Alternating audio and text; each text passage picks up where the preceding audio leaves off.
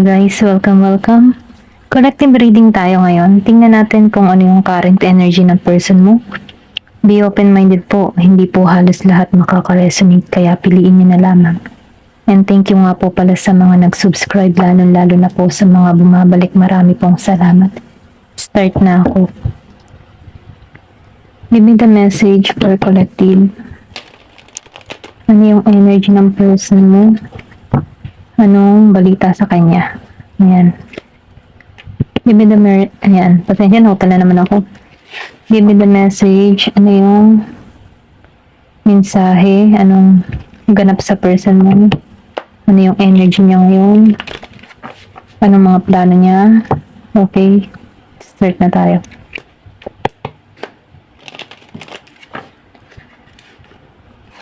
Give me the message. Ano yung energy ng person mo?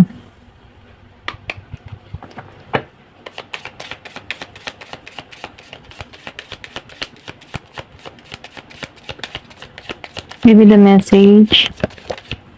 Meron ka dito na Ace of Cups. Wow. Meron ditong romantiko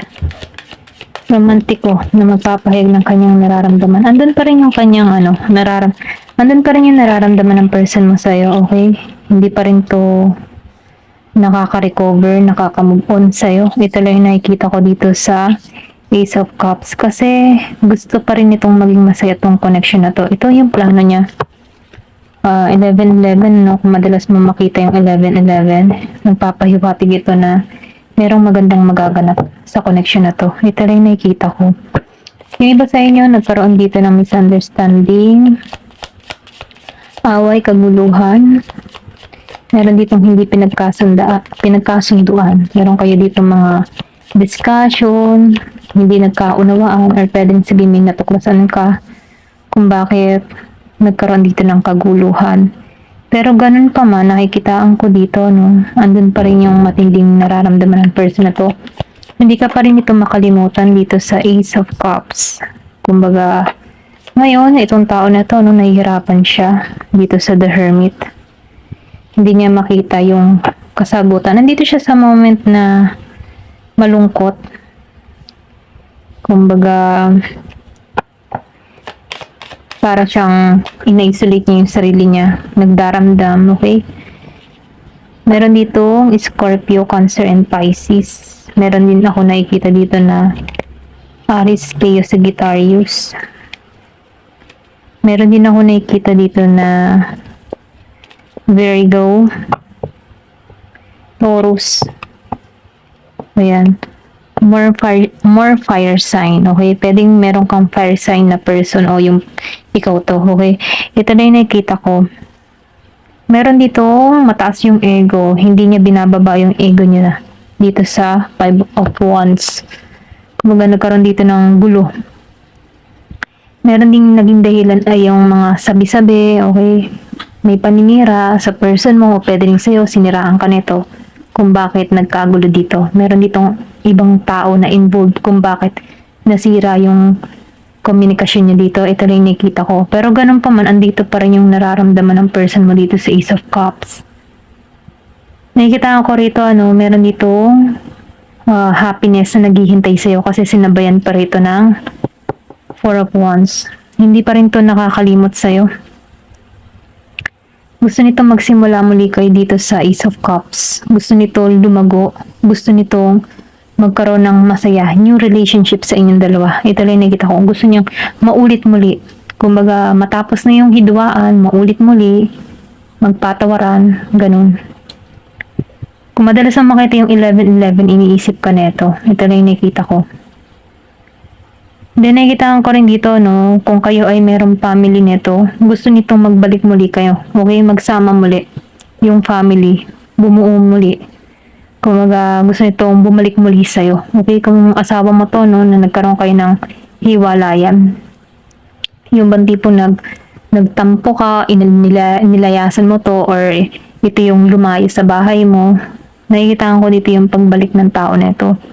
Bigla tong susulpot dito sa iyong buhay, okay? Kumaga, maybe nagkaroon lang to ng realization or pwede rin sabihin na sa sobrang pagtatampo nito, nag-isolate muna siya dito sa The Hermit Reverse. Kumbaga, nag-withdrawal muna siya sa'yo. Kumbaga, inalisan ka muna ng tao neto dito sa The Hermit reverse. Pero ganun pa man ano, nakikitaan ko dito na dito sa Ten of Wands, nakikitaan ko dito ano, gusto nito ng ano, maging magaan muna yung kanyang nararamdaman.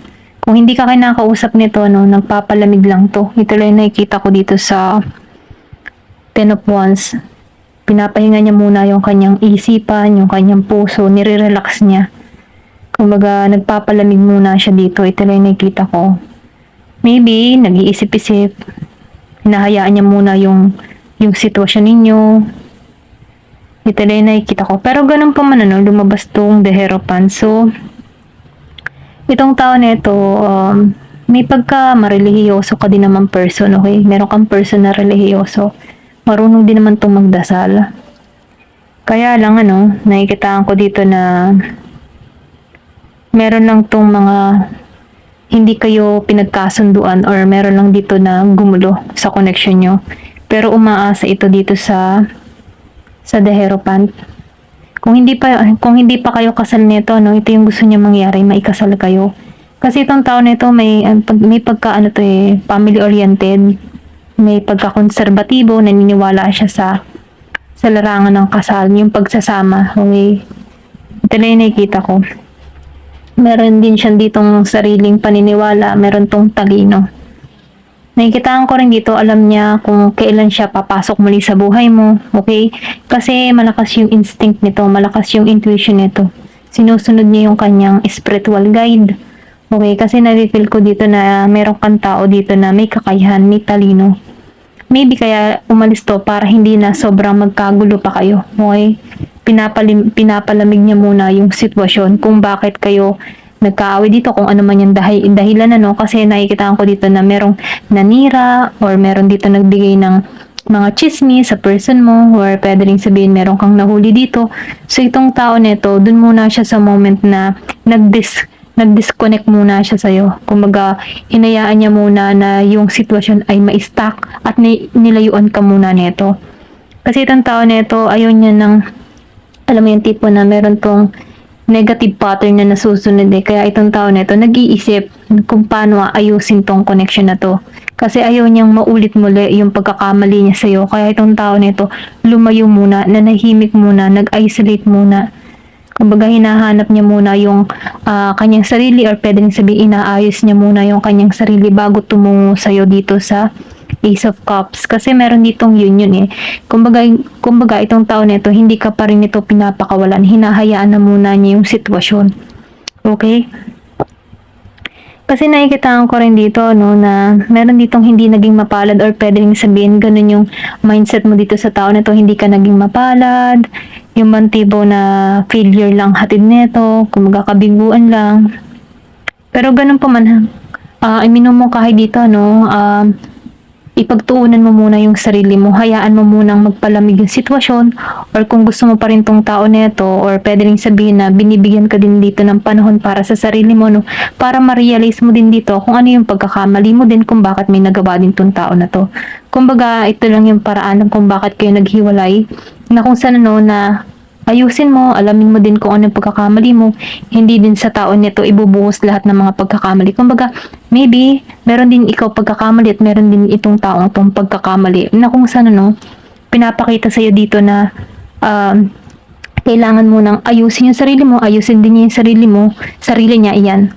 Kumbaga, pinaghiwalay mo na kayo para magkaroon kayo ng spiritual growth sa bawat isa. Kumbaga, maisip-isip, magmuni-muni. Pero nafe-feel ko kasi dito, meron ditong new beginning. Babalik ito ng okay na, okay?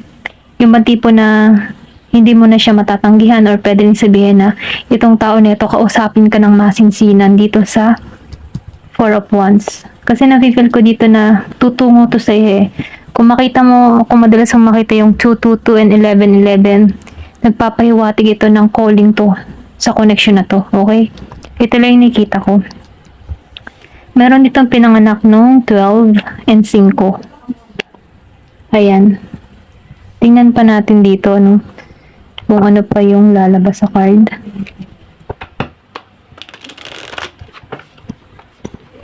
Give me the message. Ano yung kahihinatnan ng connection na to? Meron ditong temperance. So, meron ditong hindi pa balanse, okay? Kumbaga, yung present moment ninyong dalawa, hindi pa balance. Maybe, hindi mo pa rin tutanggap yung nagawang pagkakamali ng tao na ito, okay? Or pwede rin siya. Meron ditong tao na ayaw muna. Andun siya mo, ayan, ako tala naman ako, pasensya na. Andun siya sa moment na hinahayaan niya muna yung sitwasyon. Okay?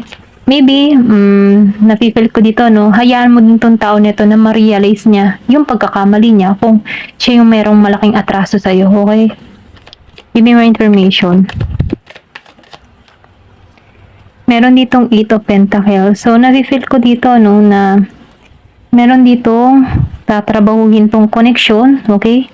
Kumbaga, nafe-feel ko dito, once na nagkaroon kayo na dito ng union, okay? Kasi, nalaman mo na yung pagkakamali mo dito at ganun din tong tao na ito, ano? Nafe-feel ko dito yung teamwork ng bawat isa, na kung saan, ano, meron dito abundance na parating. Ito lang yung nakikita ko. Kasi meron ka ditong tao na mas pina-priority niya muna kung ano yung mga nawala sa kanya. Pwedeng trabaho, pera, okay? Meron tong mga tinatrabaho. Sabi na nga ba, 7 of Pentacles. Kumaga nakatuon to sa kaperahan niya. Maybe meron tong gustong patunayan sa'yo or pwede rin ikaw to, okay? Meron kang mas inuuna, mas pina-priority. Kumbaga, yung mga pinaghihirapan mo ay nagbubunga na dito. Ito yung parating pa. Mas nakatuon ka sa future mo, sa yung kabuhayan. At nakikita ko dito yung paglago mo, okay?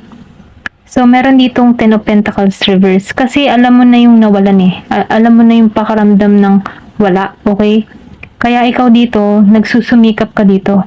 Kasi nung kayong magkasama, nafe-feel ko dito na meron ditong problema sa pera.